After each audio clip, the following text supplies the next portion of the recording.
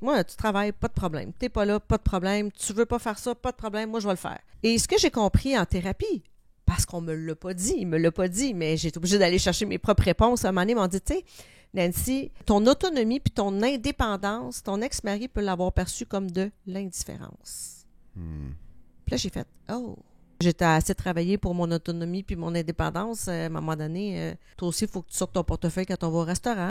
Est-ce que tu donnerais la chance à un homme qui gagne beaucoup moins d'argent que toi si tu étais une femme célibataire? Absolument. Pourquoi? Oui, je laisserais la chance beaucoup. Attends, je vais reculer dans ta phrase. Pourrait y avoir une différence de salaire? Oui. Parce qu'à un moment donné, je vais être capable de garder un train de vie. Je veux pas avoir à dépendre financièrement. Je veux pas que cette personne-là dépende de moi. Si je veux aller en voyage, ben je veux que cette personne-là soit capable de se payer un voyage aussi avec moi. Tu sais, j'ai pas envie. Faudrait pas que cette personne-là, je doive subvenir à ses besoins. Tu sais, on va-tu au restaurant? Non, j'ai pas d'argent, puis je veux pas payer pour lui. J'étais assez travaillé pour mon autonomie puis mon indépendance. À un moment donné, toi aussi, il faut que tu sortes ton portefeuille quand on va au restaurant. Avant de commencer, tu as dit qu'il y a une différence entre l'amour et l'attachement. Est-ce que tu étais amoureuse ou attachée à ton ex-mari? Ça, c'est une très bonne question. Avec le recul aujourd'hui, je peux te dire que j'étais probablement plus dans l'attachement que dans l'amour. Oh, la réponse me surprend moi-même parce que t'as dit que t'étais avec lui pendant 20 ans, non? Oui. Pour vrai, je t'ai posé cette question et je m'attendais à une autre réponse. Ah oui? Et c'est quoi qui te fait dire que t'étais plus dans l'attachement que dans l'amour? Après 20 ans de relation, parce que c'est quand même gros, là. T'as été 20 ans avec quelqu'un, t'as eu une fille avec cette personne-là, t'as eu probablement la plus grosse relation de couple de ta vie, et tu me dis que t'avais juste de l'attachement et t'étais pas amoureuse? Mais je suis capable de te dire ça aujourd'hui avec le recul. Parce que dans la relation que je suis en ce moment, je peux comprendre la différence. Puis je le savais même pas moi-même. Je pense que si tu m'avais posé cette question-là il y a 4 ans, je t'aurais dit que j'étais en amour. Je t'aurais dit que je savais même pas c'était quoi la différence entre les deux. Puis c'est en thérapie qu'à un moment donné, j'ai compris ça, puis j'ai appris ce que ça voulait dire, tu sais, d'être attaché à quelque chose, un objet, une personne, un titre, versus l'amour qu'on a pour quelqu'un, tu sais. Fait qu'avec aujourd'hui la relation que j'ai, je peux te dire que c'était plus de l'attachement. Ouais. Et c'est quoi de l'attachement? L'attachement, c'est... mon Dieu, c'est plus facile de dire c'est quoi l'amour que l'attachement. Mais je pense que l'attachement, c'est d'être attaché à quelqu'un. C'est confortable, on aime ça, être avec cette personne-là, ou même avec un objet. On peut aimer, on peut être attaché à un objet, tu sais, puis d'avoir de la difficulté à s'en départir. Ça peut même être malsain, tu sais, d'avoir un gros sentiment d'attachement, tu sais. L'amour, c'est simple. L'amour, c'est doux. L'amour, c'est le fun. C'est pas compliqué. C'est plus naturel, dans le fond, ça se fait. C'est équilibré. Ouais, mais c'est ça. J'aimerais te demander, parce que là, tu as été quand même 20 ans avec cet homme-là. Est-ce que tu penses que de son côté à lui, c'était aussi de l'attachement? Ah oui. Mais lui, il me l'a dit. Quand il m'a quitté. Ok, attends. Mais... attends, ouais? C'est pas qu'il m'a dit. Il m'a dit... tu sais, Nancy, j'étais pas malheureux, mais j'étais plus heureux. Il m'a dit que son processus de détachement, il l'avait déjà commencé. Avant même de m'annoncer officiellement qu'on se séparait. Wow. Ouais. Donc, c'est comme si, pour lui, ça faisait déjà longtemps, c'était clair et net que vous n'allez plus être ensemble. Mais tu t'es senti comment quand il t'a annoncé du jour au lendemain que 20 ans de relation...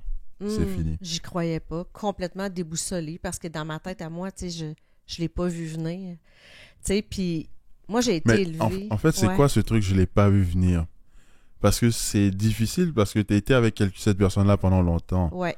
Donc, comment ça, t'as pas vu venir que la personne avait changé, que la personne n'était plus autant amoureux de toi Mais qu'auparavant. je te dirais que dans les derniers mois, peut-être depuis l'été, entre l'été et octobre, Ouais. j'avais commencé à sentir quelque chose comme ça, mais sans plus, tu sais, je veux dire, on traverse des périodes dans la vie où est-ce qu'il y a des hauts puis il y a des bas, fait que je me suis dit, ben, on est dans une période plus difficile, mettons, tu sais, mais, puis tu sais, qu'est-ce qui est arrivé pendant 20 ans, je pourrais pas dire vraiment. Tu sais, moi, on vivait notre petite vie tranquille, on faisait nos petites affaires, on était comme confortable là-dedans.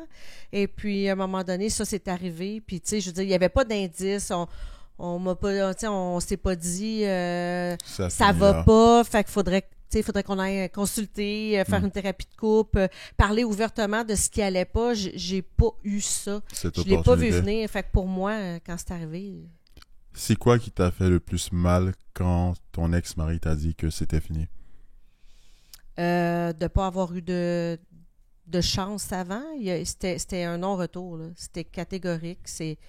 Moi, je me suis dit, ben, est-ce qu'on peut essayer de faire quelque chose? Lui, c'était catégorique. C'était déjà dans sa tête terminé, tu sais. Puis je pense que c'est ça qui m'a fait le plus de peine, tu sais. Puis de ne pas comprendre ce qui est arrivé, tu sais. Même encore à ce jour, je le sais pas vraiment, tu sais. Wow. Fallait que je trouve les réponses par moi-même, Ok. tu sais. OK. Nancy, est-ce que tu pourrais te présenter brièvement pour ceux qui écoutent le podcast présentement, s'il te plaît? Ben, je m'appelle Nancy, j'ai 49 ans. Je suis maman de 2 magnifiques enfants. Jonathan qui a 27 ans et j'ai ma fille Ariane qui a 21 ans. Qui est déjà venue au podcast. Donc Qui est déjà venue au podcast. C'est la première fois qu'une fille et sa mère viennent au podcast. Donc, première fois de plusieurs sûrement. Tu trouves ça comment en fait que ta fille est venue au podcast? Ah, mon Dieu. J'ai vu ma fille d'une façon que je l'avais jamais vue avant, puis c'est ce que je t'ai dit, c'est ce qui fait que j'ai communiqué avec toi pour te dire, wow, tu sais, je savais ce que ma fille avait vécu dans le passé, mais de la voir s'ouvrir comme ça, pour moi, ça a été extraordinaire, ça m'a émue même, parce que Ariane avait beaucoup tendance à garder les choses pour elle, de peur du rejet, comme elle a dit, du jugement, les trucs comme ça. Fait qu'elle s'exprime devant toi ouvertement, j'ai fait comme wow. Puis tu sais, je le sais qu'elle travaille sur elle déjà depuis quelques temps, puis c'était vraiment beau à voir. Ouais, très fière d'elle. C'est bien, c'est très cool. Peut-être qu'un jour, ça sera vous deux ensemble dans le podcast, on sait jamais. On sait pas. Mais c'est quoi qui t'a le plus étonné quand tu regardais la vidéo avec ta fille? Sa maturité qu'elle a pris, la façon de s'exprimer qu'elle n'avait pas avant. Je pense qu'elle gardait pour elle. Tout revient à la peur du jugement. Fait que c'est ça qui m'a le plus étonnée. Tu sais, je la vois s'épanouir. Puis tu sais, je disais souvent, tu sais, Ariane, toutes les grosses choses que tu as faites dans ta vie dernièrement, ce sont tous tes choix à toi. Il n'y a personne qui t'a dit quoi faire. C'est toi qui as décidé d'aller en coiffure. C'est toi qui as décidé pour l'appartement, de faire ta vie et tout. C'est tout elle. Puis ce qu'elle fait, c'est des bons choix, tu sais. Let's go. Fait qu'il faut qu'elle apprenne à se faire confiance puis d'aller de l'avant, tu sais. Je viens juste de réaliser, en fait, c'est vrai que ta fille de 21 ans et t'as dit que t'as un jeune homme de 27 ans. Mm-hmm. Les deux de pères différents. Oui. Tu dis quoi à ces gens qui sont dans la société qui disent que avoir des enfants de pères différents, ce n'est pas bien? Tu penses quoi de ceux qui disent ça? C'est pas bien. Ouais. Eh mon Dieu, il n'y a pas de jugement à avoir par rapport à ça. Ça a donné comme ça. Tu sais, dans ma première relation avec le père de mon fils, j'étais jeune. Mm-hmm. J'avais 22 ans quand j'ai eu mon fils. J'avais pas l'expérience que j'ai aujourd'hui. Je suis tombée enceinte, puis c'est une belle surprise. Mon fils est extraordinaire. La vie a fait en sorte que je me suis séparée du papa. J'ai été 2 ans célibataire. Puis après ça, j'ai rencontré le père de ma fille. Puis Moi, je pensais bien que ça allait être terminé, puis ça allait être le père, tu sais, jusqu'à la fin, puis c'était correct, tu sais, mais j'en aurais pas de troisième. Alors, je suis rendue, je vais laisser la chance aux autres. T'as pas envie d'avoir de troisième enfant? Tu Non. serais surprise. Est-ce que c'est possible de tomber enceinte à 50 ans? Ah, j'ai pas encore 50. Non, je sais, mais je disais Je te dans le taquine. futur, Bon, j'ai rarement vu ça, peut-être, là, quelque part, mais ouais. Wow. Mais non, c'était, non, ça... Après 2, moi, je savais que c'était terminé, là. Wow. Ouais, on va laisser ça aux autres. Oh my God. Mais tu dirais que le fait d'être mère t'a appris quoi dans la vie? Oh mon Dieu. D'être mère, c'est beaucoup de dons de soi parce que, tu sais, surtout que moi, j'étais jeune quand j'ai eu mon fils à 22 ans, mes amis sortaient. Tu sais, Nancy, ça te tente-tu de faire ça? Non, j'avais des responsabilités. Ça m'a donné des responsabilités très jeunes.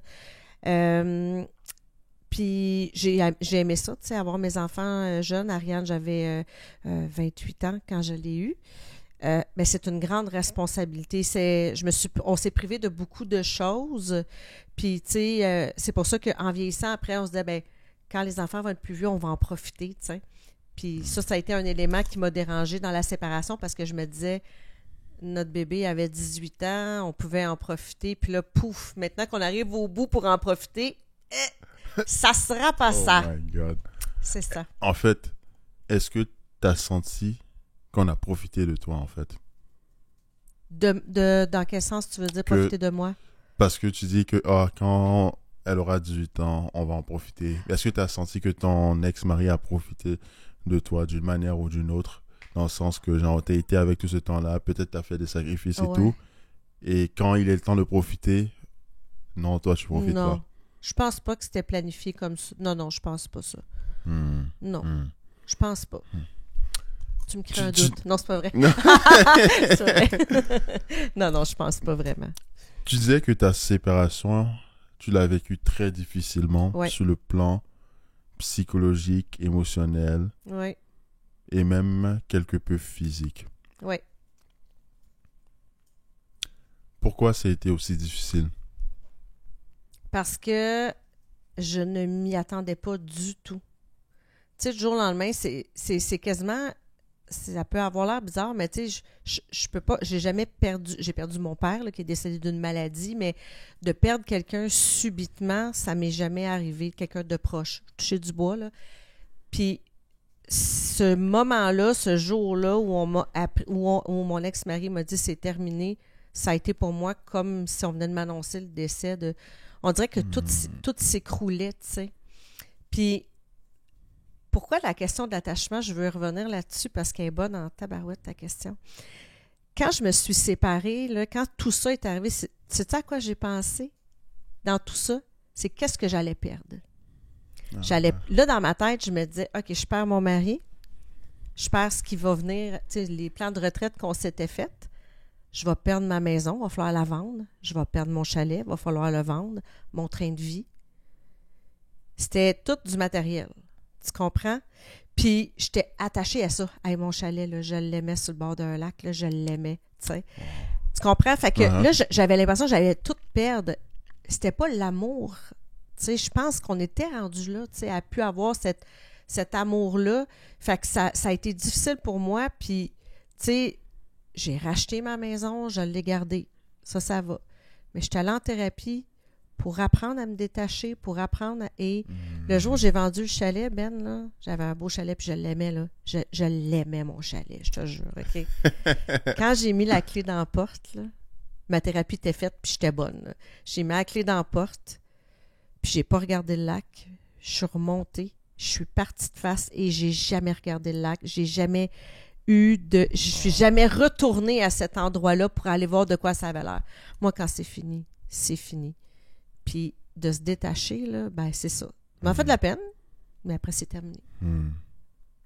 T'as dit quand c'est fini, c'est fini. Ouais. Est-ce la même chose pour ton ex-mari? Est-ce qu'il a essayé de retourner? Zéro. Jamais. Non. Wow. Non. Donc, c'était vraiment du jour au lendemain. Oui. vous n'êtes plus ensemble. Mais est-ce que vous avez gardé contact? Est-ce que vous vous parlez de temps en temps? Ben, au début, c'était difficile parce que il y avait un silence, tu sais, j'avais pas d'explication, tu comprends? Fait que j'ai besoin... Il a juste arrêté de te parler quand vous vous êtes laissé? Ben, il est parti. Il est allé habiter dans le condo d'un ami qui lui prêtait. Moi, je restais à la maison. J'essayais d'avoir des contacts avec lui, puis lui, il me disait « Je suis pas la personne pour t'aider. Je suis pas la bonne personne pour t'aider. » Donc, il me faisait comprendre qu'il pouvait pas m'aider. Lui, il était détaché, tu sais, c'était détaché, tu sais, complètement. Puis ça a été ça qui a été extrêmement difficile. Donc, tu sais, la coupure, là, elle s'est faite. Puis... Mais tu t'es senti comment quand il te disait « Je suis pas la bonne personne pour t'aider. Pourtant, c'est quelqu'un qui t'a aidé pendant 20 ans. » Ben, c'est ça. C'est ce que je comprenais pas, tu sais. Il a tout le temps été là pour moi. Il a tout le temps été là pour les autres. Tu sais, on était mariés. On s'est promis un paquet d'affaires. Puis là, arrive ce moment-là, puis faut que tu t'arranges par toi-même. C'était pas lui. Tu sais, je le reconnaissais plus. Puis, tu sais, quand tu penses pendant 20 ans que la personne est dans ta tête, c'est un type de personne, puis finalement, c'est pas que c'était pas lui, mais ça l'était plus, tu sais. Fait que la coupure, puis quand j'ai su, après, il y a eu une réflexion pendant une dizaine de jours, tu sais, moi, je suis allée au chalet, tout ça. Puis après, quand il m'a dit, ça s'est vraiment terminé, il y aura 0 retour, j'avais besoin de le savoir une fois pour toutes, là, tu sais. Puis après ça, ça a été correct. Puis là, moi, j'ai avancé, puis j'ai continué mes affaires, tu sais. Puis je l'ai laissé aller. Ça a pris 2-3 mois à peu près avant que je sois capable de laisser aller ça. Tu sais, j'ai rencontré quelqu'un, qui était quelqu'un que je connaissais. On a échangé ensemble, on s'est mis à jaser. Tu sais, puis là, c'était... le jour et la nuit, là, tu sais, quelqu'un qui communique là, extrêmement bien. Ça m'a vraiment permis de passer à autre chose. Puis, tu sais, ça fait 3 ans et demi, là, presque 3 ans et demi passés, là. Puis j'ai une super belle relation avec mon ex-mari, avec sa conjointe et lui avec mon conjoint, tout ça. On s'entend super bien, là, parce que j'ai passé à autre chose. Mais j'ai envie de te demander, est-ce que tu n'es pas la cause de ce délaissement sans prévenir, dans le sens que peut-être que lui, il était habitué à une femme X et maintenant, il a eu une femme Y pendant X nombre d'années et il ne voulait plus de Y. Tout à fait. Est-ce que tu as l'impression, parfois, peut-être d'avoir causé ce délaissement-là ou ce divorce-là? Oui, absolument.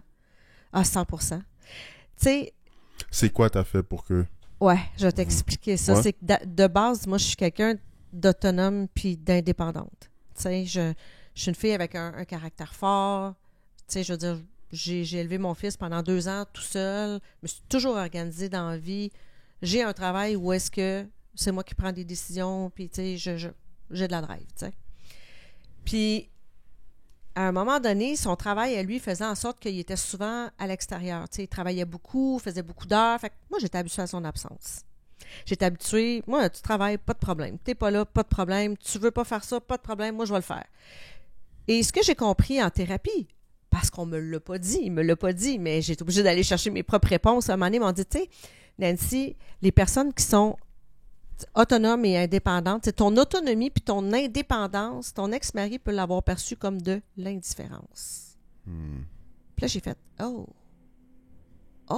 Tu sais, quand moi, je disais « Tu veux pas venir au chalet? C'est correct, moi, je vais y aller. » Lui, il aurait peut-être aimé ça que je dise « Ben non, viens donc, tu sais, puis je m'ennuie de toi. » Puis il aurait fallu que je dise ça, peut-être, tu sais, mais c'était pas le cas. T'as totalement raison, c'est vrai. C'est à cause de ça, je pense qu'il y a beaucoup d'hommes qui disent qu'ils n'aiment pas tant parfois être avec une personne trop indépendante, c'est-à-dire qui fait toutes les choses par elle-même et n'a jamais besoin d'aide parce qu'ils se sentent pas utiles. Ouais. Est-ce que tu penses que tu as quelque peu enlevé la masculinité de ton ex-mari en étant un peu trop indépendante, comme tu dis?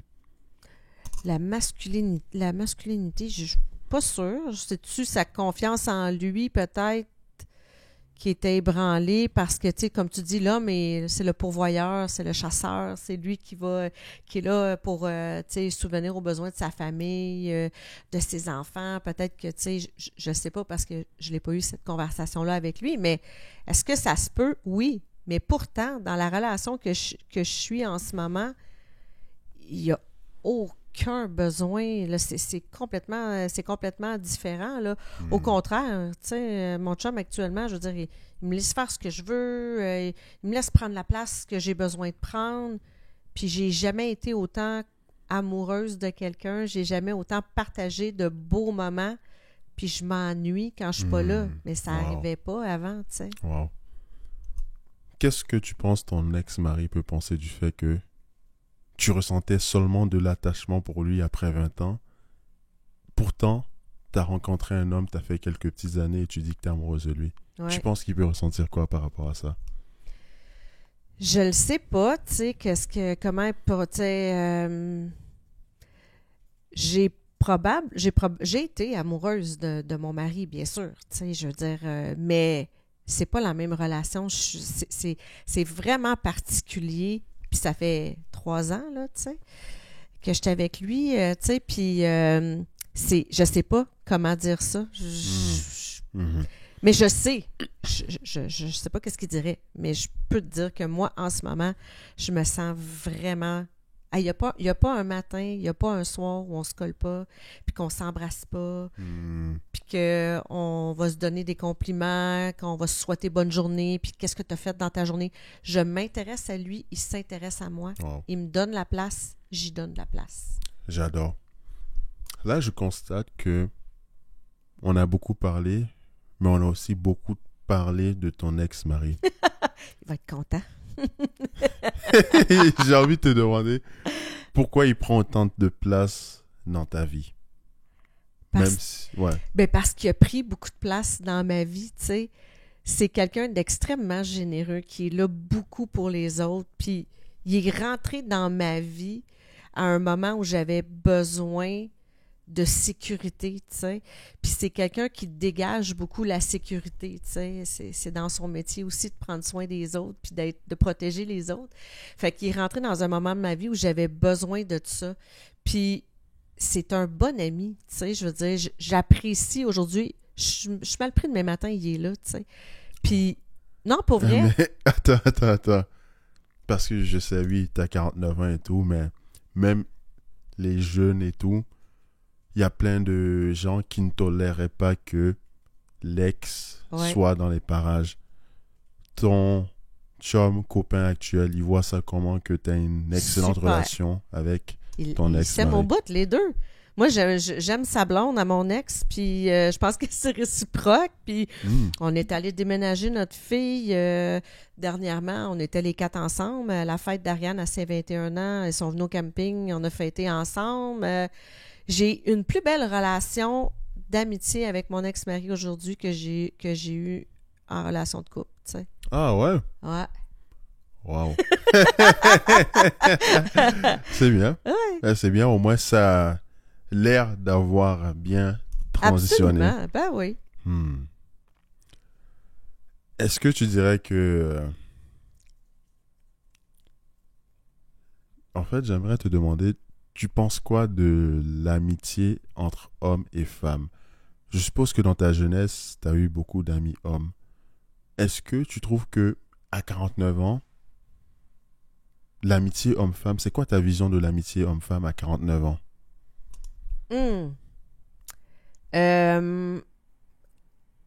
Je pense que ça existe, mais tu sais, moi j'ai des couples d'amis, tu sais, puis on est amis avec les hommes, puis avec les femmes, mais d'avoir un ami de gars qui viendrait chez moi souper un soir, puis que c'est mon ami à moi, je le sais pas, tu sais. Je trouve ça, en fait, c'est drôle, on dirait que c'est plus difficile pour nous, les femmes. Moi, c'est plus difficile que nous, les filles, d'accepter qu'un homme peut être ami avec une femme. Parce qu'on dirait des fois que les femmes, on est plus sensibles aux petites affaires des hommes, là, tu sais, je veux dire...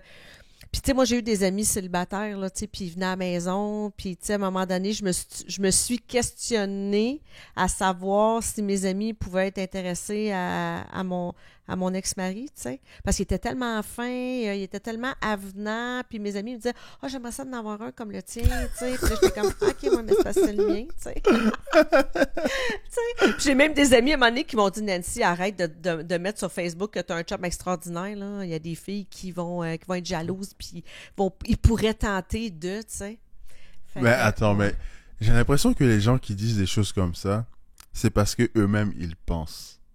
Tu penses quoi de ça? Parce que pourquoi quelqu'un dirait ça s'il ne penserait pas à elle-même?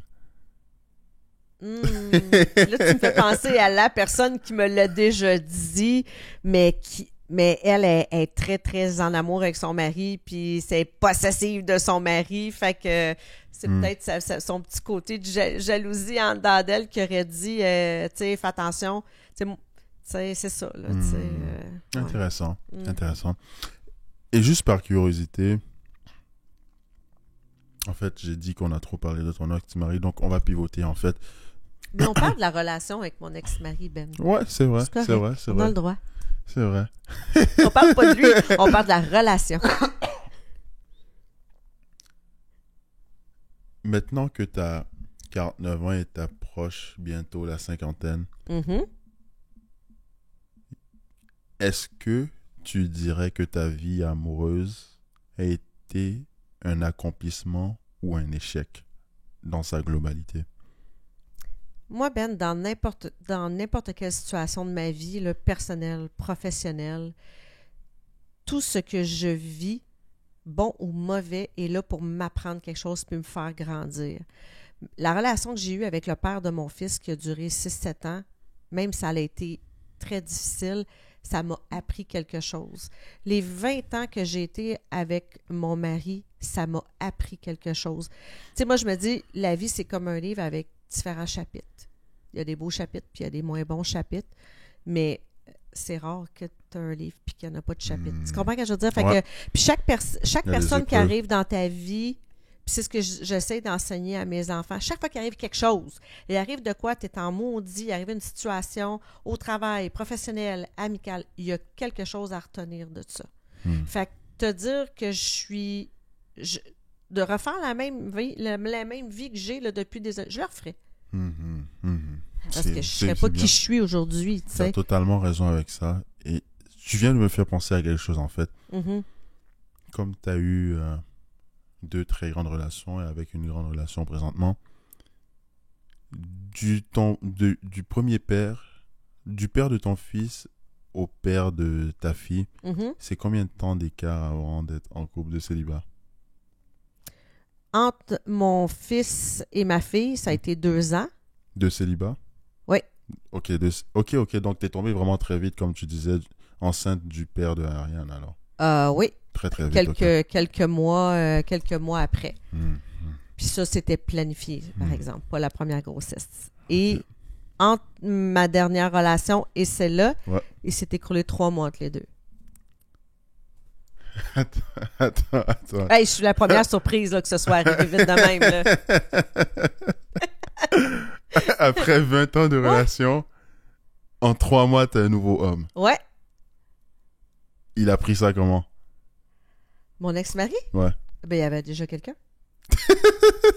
Attends. Il a... Oh! Non, comment ça, il a trouvé quelqu'un aussi vite? Ben, il a trouvé quelqu'un aussi vite. Ben, ça, l'histoire le dit pas vraiment, là. Ben, je pense qu'il l'avait déjà rencontré quelques mois avant. Il y avait eu à jaser avec elle. Il y avait eu une rencontre X, là, mais tu sais, fait qu'il la connaissait déjà depuis un certain temps. Mais il a été en couple quelques temps après notre séparation là, avec cette personne-là. Mais, tu sais, je veux dire, pour lui, il était prêt à ça, j'imagine aussi. Puis, tu sais, moi, j'avais pas planifié à être avec quelqu'un après 3 mois. Ça... Est-ce que tu penses que cette personne-là t'a volé ton mari? Si elle m'a volé, je pense pas qu'on vole personne, là. OK. Est-ce que tu penses que cette personne-là a volé tes plans de vie, ta retraite, a volé ton chalet, a volé ta vie familiale, a volé tes rêves, tes plans que tu avais avec ton mari. Non. Non. Parce que, je veux dire, c'est sa décision à lui. Tu sais, peu importe qu'il y ait une fille qui arrive dans le décor avant. Tu sais, moi, je suis arrivée dans la vie de mon ex-mari, il était en couple. Là. Tu comprends? Fait que... puis, à un moment donné, il arrive un moment dans la vie où est-ce que, bon, tu es avec quelqu'un, puis ça peut arriver à un moment donné que tu décides que la personne avec qui t'es, ça fait plus, puis il y a quelqu'un d'autre qui arrive. Tu sais, je te dis pas que c'est la meilleure des solutions à faire, là, de passer d'une relation à l'autre, mais, tu sais, je veux dire, je pense que il y a pas une fille, il n'y a pas un gars qui vole le mari de quelqu'un, là, tu sais. La personne, tu sais, je veux dire, si moi je décide que je m'en vais avec quelqu'un d'autre, là, c'est ma décision à moi. Ça sera pas parce qu'il y a un homme qui va être rentré dans ma vie puis qui va voler la place de mon mari, là, ou vice-versa, là. Est-ce qu'on peut qualifier ça alors de tromperie? Parce que tu dis que pendant que tu étais avec ton ex-mari, il y avait des choses comme ça. Non, mais lui, il a dit la personne avec qui il est présentement, ce qu'il dit, c'est qu'il l'avait connu, parce que quand j'ai demandé « Wow, est-ce que tu l'as rencontré? » Il m'a expliqué qu'il avait eu affaire avec elle pour une situation, puis qu'elle était revenue, que c'est par la suite, un coup séparé, qu'elle était revenue dans le décor, comme on dit, là. Fait que... Puis regarde, c'est correct, tu sais, peu importe, tu sais, qu'elle a été là avant, que ça y a trotté dans la tête, ou que... Aujourd'hui, avec le recul, je me dis, si c'était pas elle, quand ça va bien dans un couple, Ben, là, peu importe là, que tu as le dieu grec devant toi ou la déesse, là, quand ça va bien, là. Pourquoi? T'sais, en ce moment, là, tu me mettrais n'importe qui devant moi, tu m'offrirais, tu sais, j'ai pas le besoin d'aller chercher quelqu'un d'autre ou de remplacer. Je suis tellement bien dans ma relation avec la personne que je suis, il n'y a personne qui pourrait venir me voler ou voler mon chum, tu comprends? Fait qu'il a décidé que c'était terminé, ben c'est correct.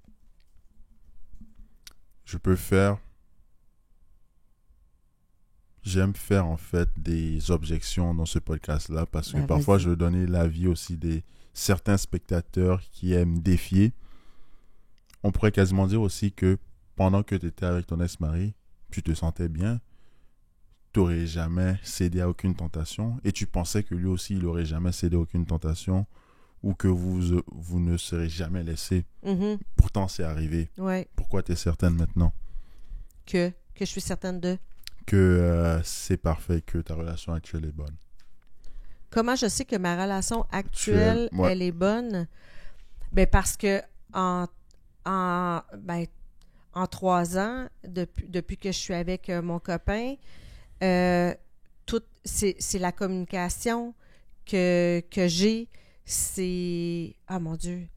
Tu sais, je veux pas blesser personne, là, tu sais, c'est pas ça mon intention, mais, tu sais, ma communication, elle est bonne, l'admiration l'un pour l'autre, tu sais, je leur dis encore, tu sais, c'est quelqu'un qui me laisse ma place, tu sais, puis qui prend sa place à lui, puis que je prends ma place à moi, tu sais. Fait que ça, tu sais, mon ex-mari, c'est quelqu'un qui était imposant de par sa grandeur, mais c'était quelqu'un qui imposait beaucoup aussi. Il s'occupait de tout le monde, là pour tout le monde. Puis à un moment donné, je pense que j'avais besoin de prendre ma place, puis je la prenais plus. Là. Je les laisse. En fait, c'est ma responsabilité à moi. C'est ma faute à moi si j'ai pas pris ma place, tu comprends? Tu sais, des fois, je disais, tu sais, mon ex-mari, il a pris beaucoup de place, tu sais, puis non, c'est ma faute à moi. C'est moi qui l'ai pas pris ma place, tu comprends? Mais là, aujourd'hui, je la prends ma place. Et c'est quoi prendre sa place dans une relation? Ben, c'est d'être soi-même, c'est d'avoir mon temps à moi, de quand j'ai quelque chose à dire, ben mon opinion à compte, puis d'écouter l'autre. Tu sais, je veux dire, ça me tente pas de pas faire les choses parce que l'autre, ça va le déplaire ou ça va le fâcher. Non. Quand ça me tente pas, ça me tente pas. Puis, tu sais, on avait notre partie de Noël dernièrement, tu sais, on était 750 personnes, tu sais. Ben, pendant des heures, là, mon chum, il était tout seul à la table à jaser avec des amis parce que moi, je suis en train de parler, à faire le tour, mais tu sais, mon ex-mari, ça, c'était quelque chose que c'était plus difficile pour lui, tu sais, que je sois partie puis que j'aille jaser, tu sais. il aimait ça que je sois là, tu sais, probablement. À côté de lui. Tu sais. Fait que c'est... Mais cette pression-là de... Je l'ai pas, tu sais. J'aimerais te demander, c'est une question que je me permets de demander, sans gêne. Vas-y. C'est quand la dernière fois que tu as pleuré et c'était pourquoi? La dernière fois que j'ai pleuré... Oh, mon Dieu! Ah là là, mon Dieu, c'est une bonne question. Pourquoi j'ai pleuré? Je le sais pas, là. Je sais même pas.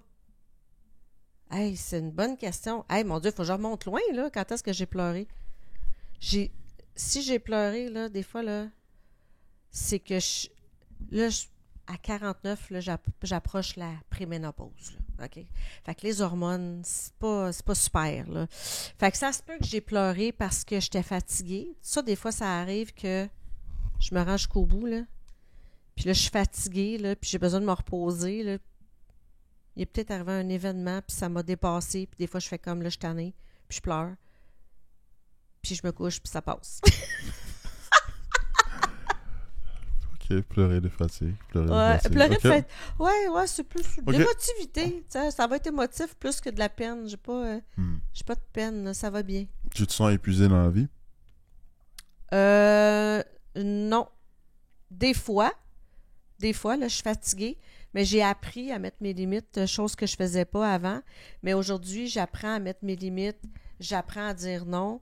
Mais est-ce que je suis fatiguée? Ben oui, des fois, je suis fatiguée. Mais si tu n'imposes pas tes limites, tu as tout le temps quelqu'un qui va te pousser jusqu'au bout.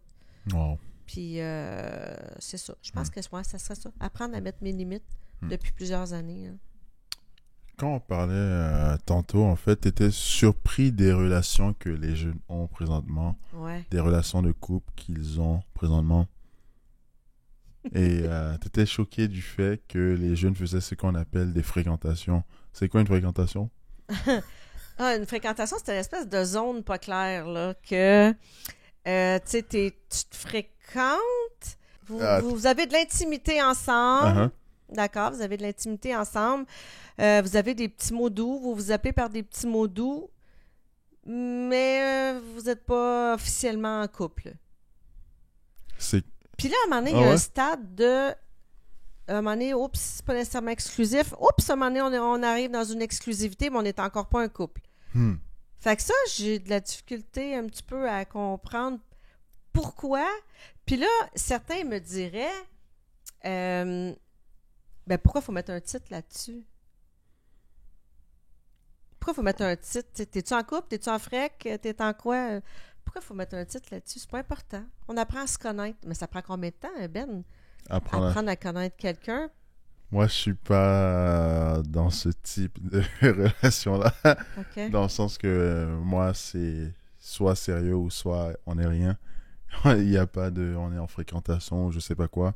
Je suis plus de l'optique que si tu t'engages avec quelqu'un, tu dois vraiment t'engager à 100%. Si tu veux pas t'engager, sois clair et ne t'engage pas. En fait, je ne juge pas positivement ou négativement les gens qui se mettent dans ce type de relation-là, mais pour moi, personnellement, c'est quelque chose que je ferai jamais.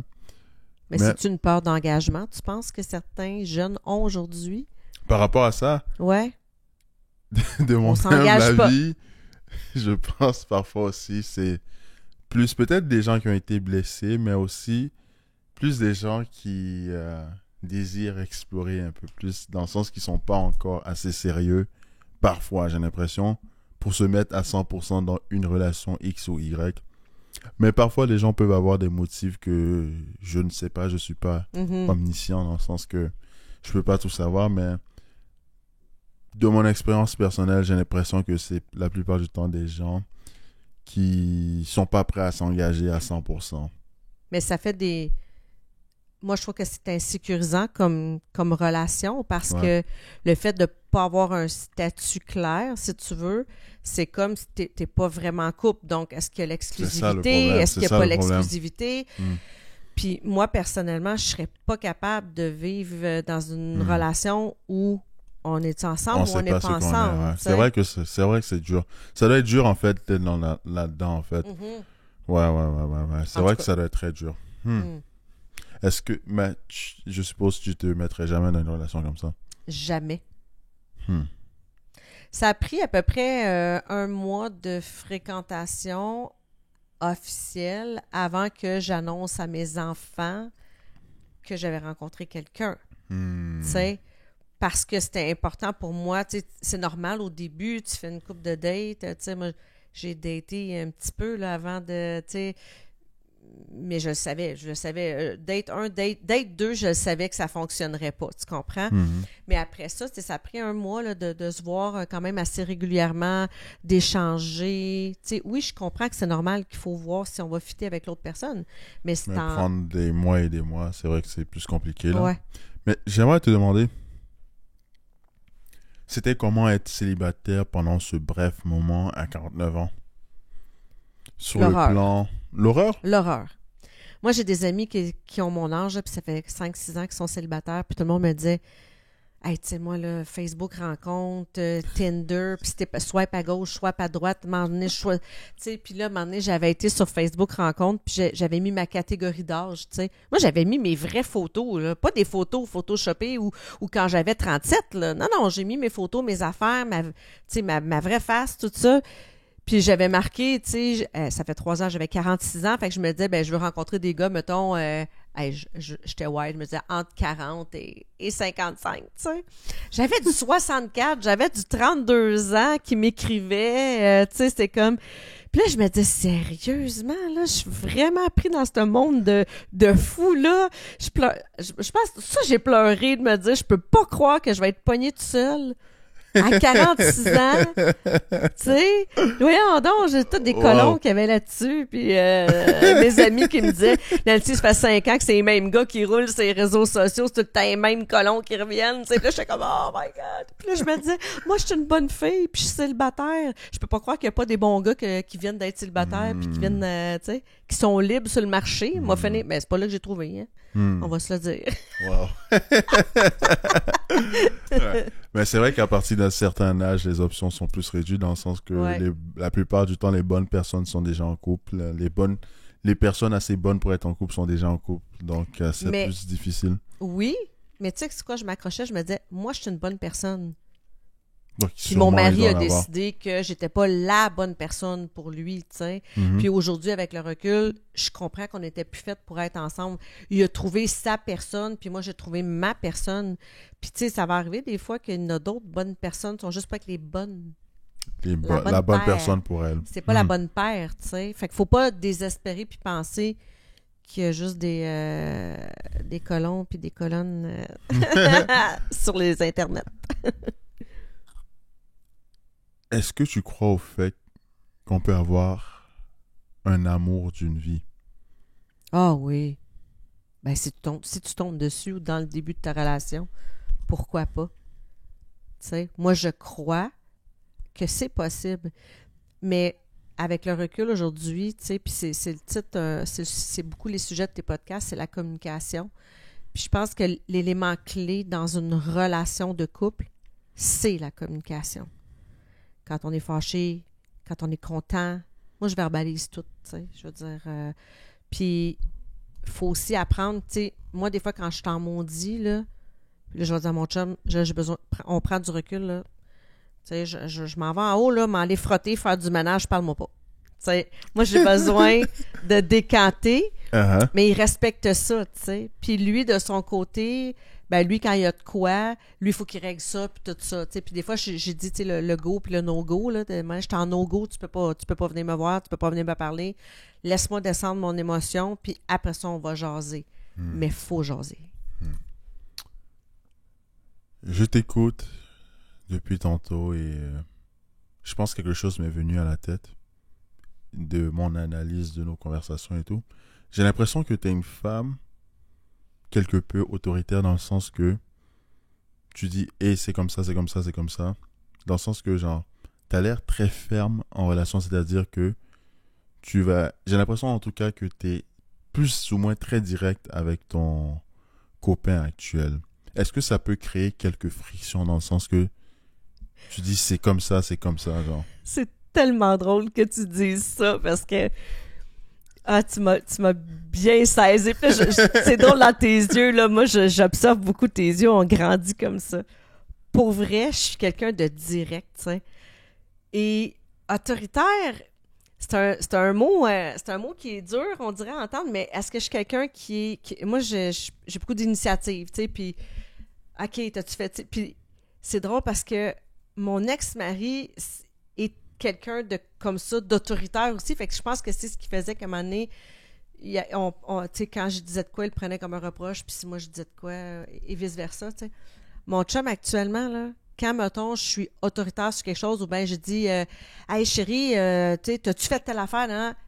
Là, il arrive à côté de moi, puis il fait Oui, mon général. Ah!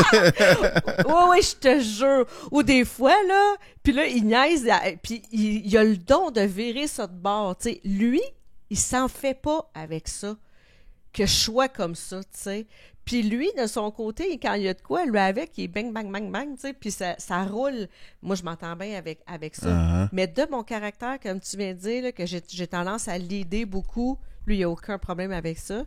Mais quand des fois, tu sais, le merci, le s'il vous plaît, des fois, il vient pas dans ma commande, tu sais. Hey, t'as-tu fait telle affaire? T'as-tu été chercher telle affaire, tu sais? Je suis pas chérie, tu sais. Fait que là, oui, mon général, oui, mon caporal. Mais il rit de ça, puis là, ça me fait rire, tu sais. Mais quand je m'énerve, des fois, ou que je suis trop de même, puis il fait Oh, calme-toi, là. Il va me le dire, mais il va me le dire d'une façon que ça passe, tu sais. Calme-toi, là. Ta minute, là. Oh, à ta minute, là. Tu sais. Parce qu'il est capable de bien te comprendre, en fait. Ouais. Et il rend ça ironique, parfois, le fait que t'es quelque peu un peu trop... Ouais. strict ou je sais pas, trop autoritaire avec lui. Mais c'est parce que je pense que dans la relation avec mon ex-mari, c'était de prendre le contrôle l'un sur l'autre, tu sais. Tandis que là, il n'y a pas personne qui veut prendre le contrôle de personne, tu sais. Fait que ça passe beaucoup plus facilement, puis il se sent pas attaqué ou il se sent pas diminué ou, tu sais, ou je vais donner un conseil sur quelque chose ou je vais lui dire quelque chose ou il va arriver des fois, il va me dire « T'as raison. » T'as raison, Nancy. Ou bien, des fois, il va me dire, ben là, Nancy, t'as pas raison. Il est capable d'aller dans les deux sens. De bien dire ça, en fait. Ouais. Je vais te poser une question que ça fait longtemps que j'ai pas posée, mais pourtant, j'aimais poser beaucoup avant au podcast. Tu penses quoi des hommes? Je pense quoi des hommes? Je pense quoi des hommes? Dans le sens de l'égalité? Dans quel sens tu veux dire des hommes? Dans le sens que tu as envie d'interpréter. J'aime poser des questions ouvertes. J'aime pas donner le sens. Tu penses quoi des hommes en général? Qu'est-ce que je pense des hommes? Je pense que les hommes doivent apprendre à mieux communiquer. Des fois, j'ai l'impression que les hommes sont plus dans leur tête. On est différents, hein? Tu sais, c'est pas pour rien qu'il y a un livre qui s'appelle « Les hommes viennent de Mars » puis « Les femmes de Vénus ». On est très différentes. Puis moi, je trouve ça beau des hommes comme toi, dans le sens qu'ils font ce que tu fais, tu sais. De prendre le temps de communiquer, de prendre le temps d'échanger, de vouloir comprendre. Moi, à la base, j'aime l'humain qui est là pour s'adapter aux autres, puis qui est là à s'ouvrir aux autres, peu importe l'homme, la femme, c'est pas important, parce qu'il y a des femmes hyper, il y en a des méchantes, il y en a qui sont pas fines, il y en a, tu sais, puis il y a des hommes, tu sais, moi j'aime l'homme qui prend sa place, mais j'aime l'homme qui s'assume aussi, puis qui a pas peur de se faire prendre sa place, tu sais. J'ai besoin de ça aussi, moi, quelqu'un que, là j'allais dire, je veux pas que tu le coupes, mais un homme qui a du guts, là, tu sais.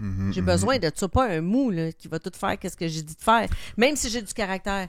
Parce que pour vrai, dans la vie de tous les jours, mon travail, je lead. Mais j'aime ça le soir quand mon chum, il choisit qu'est-ce qu'on va souper, puis quand il dit « Hey Nancy, à soir, on fait ça j'aime ça aussi que le lead soit là, tu sais. Pas avoir à tout le temps décider, ça m'énerve. Est-ce que je dirais qu'il y a un rôle masculin et féminin dans le couple?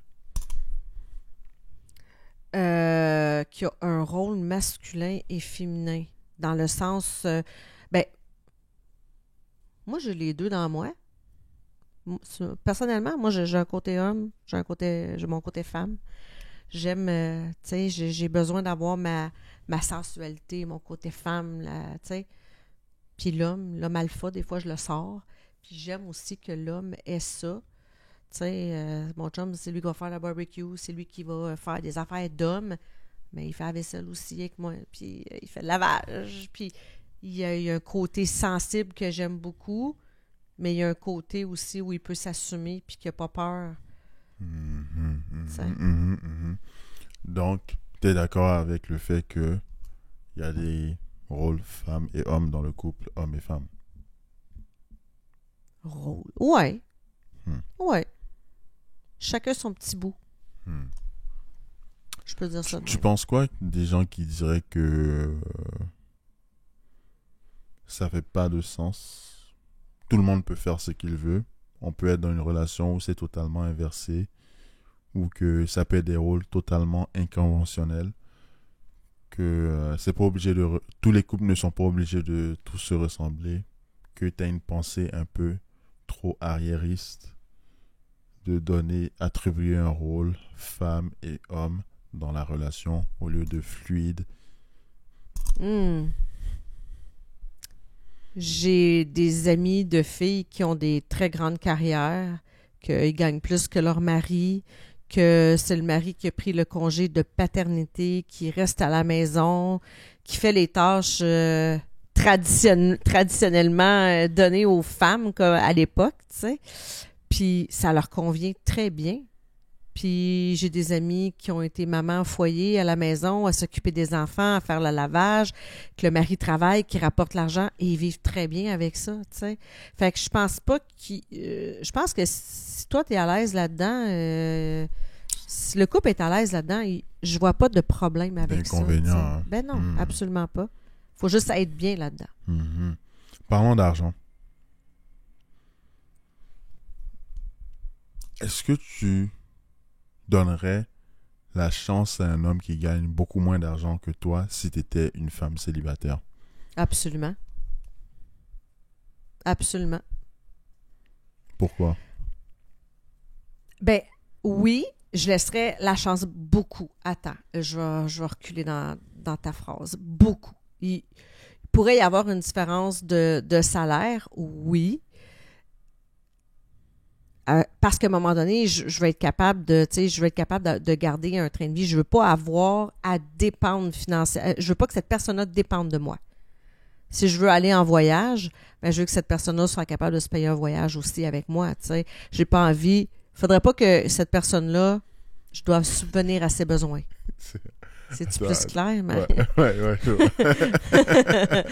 Tu sais. Je ne vais pas nommer un chiffre, mais il fait X, là. Mais il est capable de payer ses affaires. Pas de problème. Tu comprends?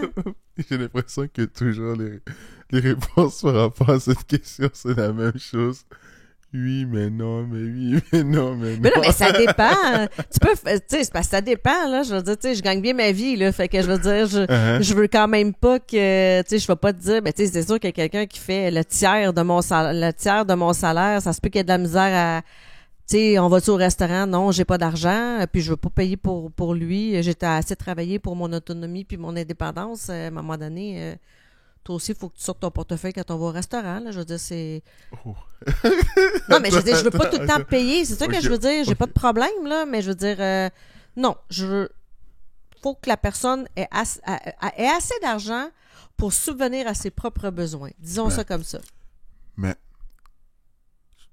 tu penserais quoi d'un homme qui serait blessé d'entendre ça, dans le sens que il y a plein d'hommes qui sont prêts à sortir avec des femmes qui gagneraient un tiers de leur salaire et seraient ravis de payer le restaurant pour elles, seraient ravis d'acheter le voyage pour elles. Tu penses quoi des hommes qui sont blessés par ça, le fait que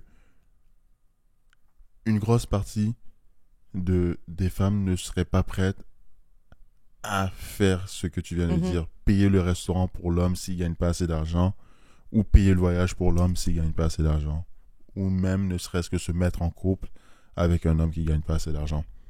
Ben, en fait, comme je te dis, c'est pour ça que j'ai fait une nuance dans ce que je t'ai dit, c'est que de pas assez d'argent, c'est sûr qu'à un moment donné... Un tiers. Non, mais je veux dire, de payer tout le temps, tu sais. Si, à un moment donné, cette personne-là dépend de moi pour pour beaucoup de choses, là, ça serait problématique.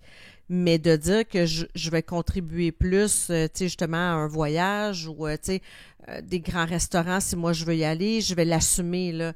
Puis, tu sais, mais moi, à l'inverse, j'aurais de la difficulté, moi, d'être dépendante de quelqu'un. Je suis pas sûre que, tu sais, comme je te dis, je gagne bien ma vie, mais tu sais, admettons que je gagnais moins puis je sortais avec quelqu'un qui a beaucoup d'argent, que mon conjoint avait beaucoup d'argent.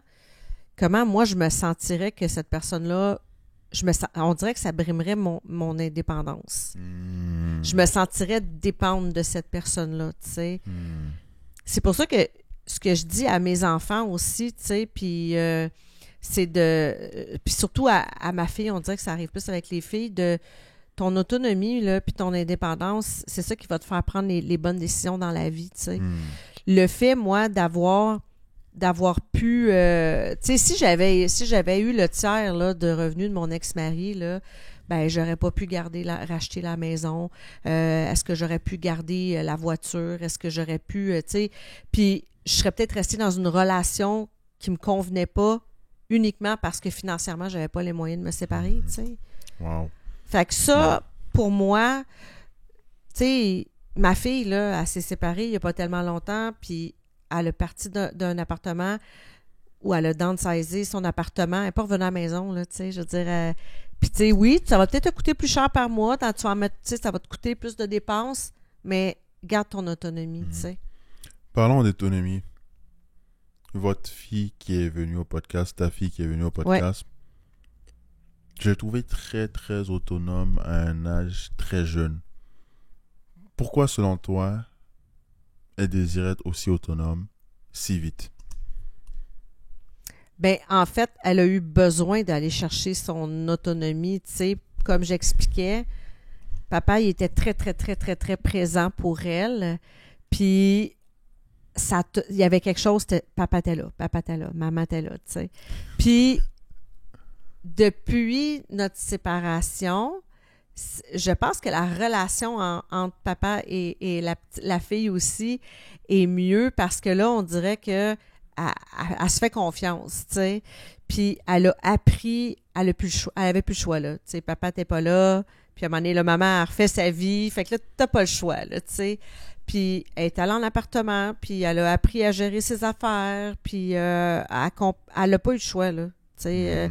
Mais elle a travaillé sur elle beaucoup, puis je pense que là, elle le voit, tu sais, là, elle est toute seule, puis, tu sais, elle paye ses affaires toute seule, puis j'ai dit, Ariane, oui, des fois, tu pourras peut-être pas te payer tout ce que tu voudras, puis aller au restaurant comme tu veux, puis t'acheter tout ce que tu voulais, mais ça, c'est chez toi, puis il n'y a personne qui va pouvoir te mettre dehors. Wow. Puis ça va toujours faire en sorte qu'elle va pouvoir prendre les bonnes décisions pour elle. Combien de couples que tu peux connaître qu'ils vont rester ensemble parce que financièrement... Tu sais, moi, je travaille dans le financement hypothécaire, là. J'en fais du financement hypothécaire, puis je peux te dire une chose, que si le couple se sépare, il n'y a aucun des deux qui peut racheter la maison, là. Parce que un tout seul ne peut pas racheter la maison. Aujourd'hui, si tu n'es pas deux pour t'acheter une propriété ou même avoir ton propre appartement, t'es foutu, t'es dans la merde, tu sais.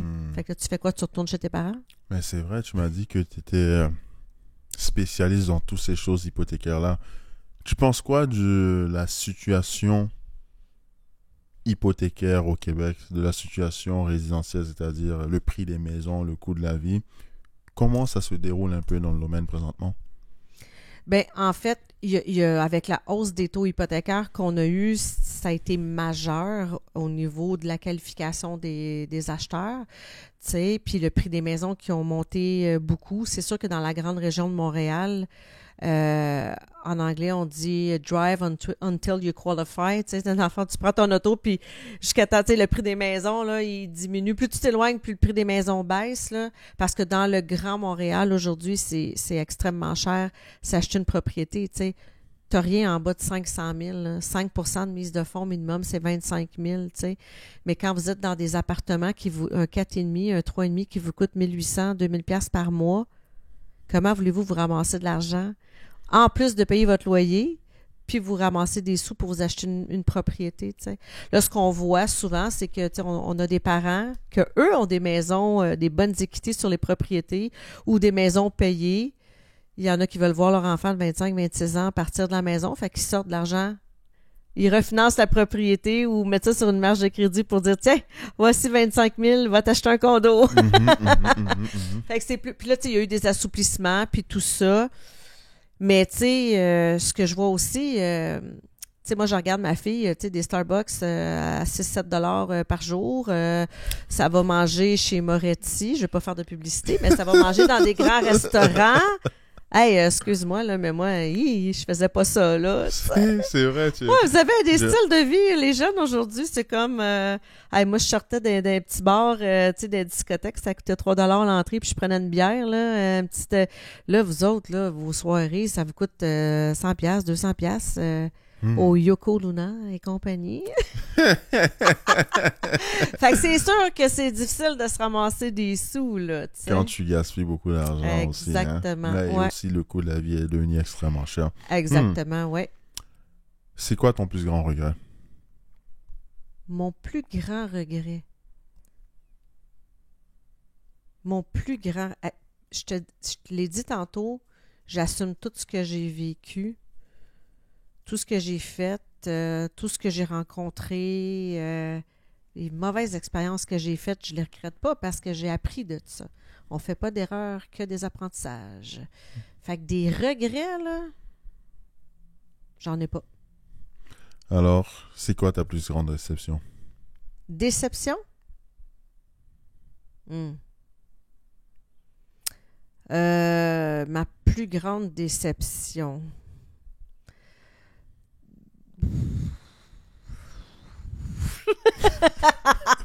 je vais-tu là, je vais-tu pas là?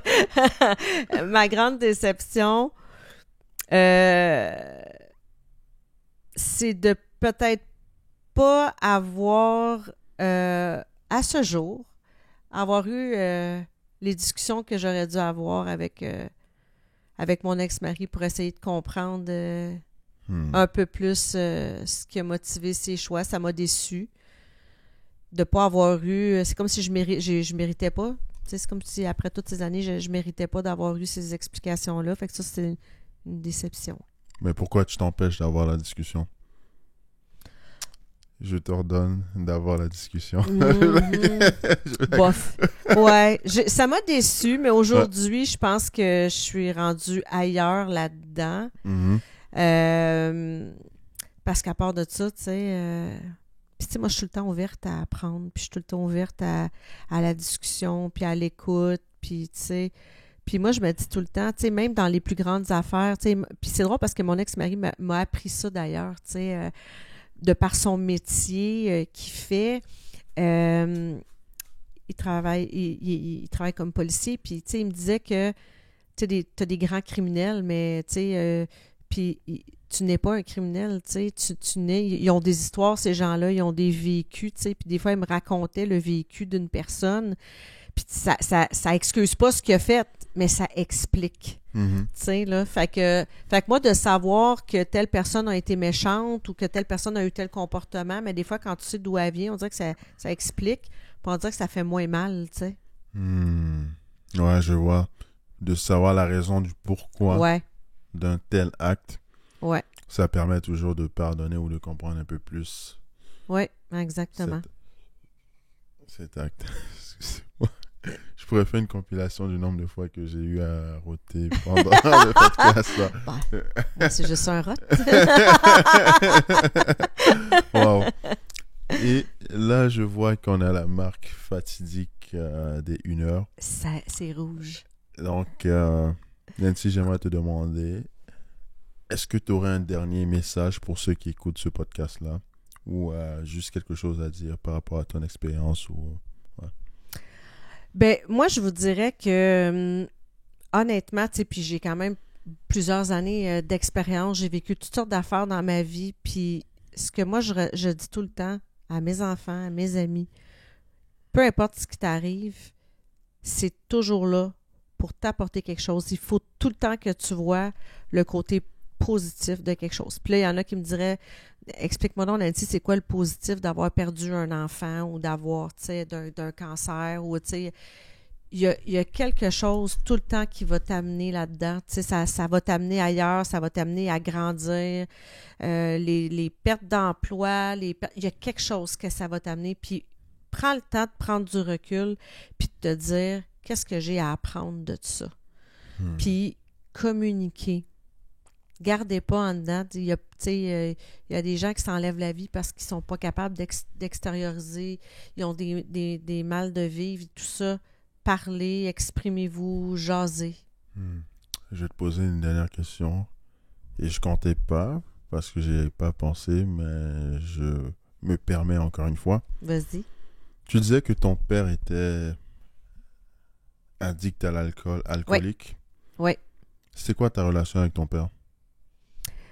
Mon père est décédé il y a 2 ans. Et puis, c'est moi qui me suis occupée de lui tout le temps qu'il avait sa maladie, qu'il avait le cancer. Mes parents étaient divorcés depuis presque 10 ans. Ils ont été très longtemps ensemble. Mon père n'a pas été un père qui était présent. Je te disais tantôt que c'était... j'ai manqué de sécurité, moi. D'avoir un père qui est là, qui est sécurisant, moi, j'ai pas eu ça. Fait que ma sécurité, ça a été mon trigger, ça a été mon problème dans la vie, le problème de sécurité, tu sais. Puis, mon père a arrêté de consommer de l'alcool quand j'avais 15 ans. Donc, quand même, tu sais. Puis, mais tu sais, mon père était pas parfait, là, tu sais. Puis, mais j'en ai pas voulu, tu sais, de ce qui m'a manqué. Parce que, comme je viens de te dire, j'ai compris d'où mon père venait, tu sais. Il venait de quoi? Ben, mon père n'a pas eu une enfance qui était facile, tu sais. Il n'a pas été dans une famille qui était aimant et qui prenait soin de lui aussi au niveau de la sécurité. Fait que mon père s'est lancé dans l'alcool étant très jeune. Puis il est décédé de tout ça. T'sais. En fait, il est décédé d'un cancer du foie causé par l'alcool, même si ça faisait plusieurs années qu'il ne buvait plus. Puis, tu sais, ma mère a trouvé ça difficile parce que quand mes parents se sont séparés, tu sais, c'était pas le fun comme séparation. Puis, ma mère, à ce moment-là, elle aurait... Tu sais, mon père n'était pas là pour nous autres, il s'occupait pas vraiment de nous autres. Là. C'était ma mère qui était là. Puis malgré tout, ben tu sais, je me suis occupée de mon père, puis j'étais là pour lui, puis j'ai quand même eu une relation avec mon père. On s'est rapprochés, mon père et moi, quand mes parents se sont séparés. En fait, c'est lui qui s'est un peu plus rapproché de moi. Puis honnêtement, tu sais, j'ai dit à ma mère, tu sais, maman, j'ai dit, tu trouvais pas ça le fun, la relation que j'avais avec mon père, tu sais, mais j'ai dit, t'as tellement pallié quand notre père était manquant, tu sais. Tu l'as tellement couvert, tu l'as tellement protégé que toute la rancœur que ma mère pouvait avoir envers mon père suite à la séparation parce qu'il l'a quitté pour une autre femme. Oh, wow! Ouais, c'est ça. En plus, à 64 ans. Je disais à ma mère, tu sais, t'as toujours protégé papa. Fait que moi, tu sais, mais en même temps, tu sais, j'étais pas conne non plus, là. Tu sais, je savais ce que mon père avait fait, puis ça enlèvait rien à ma mère, là. Ma mère, c'était un ange, là. Puis, tu sais, ma fille a dit dans le podcast que moi, j'étais la femme de sa vie puis que son père était l'homme de sa vie, ben moi, je peux dire que ma mère, c'est la femme de ma vie aussi. Tu sais, ma mère n'a passé des affaires, là, tu sais, fait que... Ouais. Mais j'ai fini avec une belle relation avec mon père puis je l'ai accompagné jusqu'à ces derniers moments, là. C'est quoi ton dernier souvenir de ton père? Le souvenir, c'est de le rentrer à l'hôpital, en centre de soins palliatifs. Il est rentré, il a quitté son appartement avec sa valise. Mon père aimait jouer de la musique, il chantait pour le plaisir, tout ça. Puis il est parti avec sa valise de la maison. Il a apporté son laptop, son micro, puis ses speakers parce qu'il disait qu'il voulait faire de la musique puis faire le party au centre de soins palliatifs. Tu sais, là où les gens meurent et c'est triste, là. Lui, il a dit, moi, je vais aller mettre le party là-bas. Fait que mon père est arrivé avec ça là-bas, puis finalement, il n'a pas pu... Mais il est décédé, là, il y avait son ordinateur, il y avait son micro, son speaker dans la valise parce que lui, il était sûr qu'il voulait faire le party là-bas. Puis il est parti tout doucement. Puis je souhaite sincèrement que les gens puissent vivre. Tu sais, je l'ai dit tantôt, j'ai pas vécu de décès tragique. Mon père, je l'ai vu partir. On a préparé son départ. Puis je pense que ça a été guérisseur aussi de m'occuper de mon père, même si lui, s'était pas occupé de nous autres vraiment. C'est comme si j'ai fait ma job de fille. Wow. Touchant. Touchant. Dans le sens de pardonner. Ouais. Même si on a été maltraité parfois, c'est important quand même de passer au travers de certaines difficultés qu'on a dans la vie parce que ça nous permet de devenir de meilleures personnes. Il y a des choses qui nous arrivent dans la vie. En fait, il y a deux types de personnes, des super-héros et des super méchants. L'unique différence entre le super-héros et le super méchant, c'est le fait que les deux, des mauvaises choses se sont passées dans leur vie, mais le super-héros a décidé d'utiliser ces mauvaises choses pour devenir un super-héros. Le super méchant a utilisé ces mêmes choses-là pour devenir un super méchant. Donc, c'est vraiment pas ce qui t'arrive dans la vie, mais comment tu interprètes ce qui t'arrive dans la vie qui est important. Ouais. Je vois qu'il reste seulement 3 minutes à l'enregistrement. Sur ce, merci d'avoir tout écouté et à la prochaine. Merci tout le monde.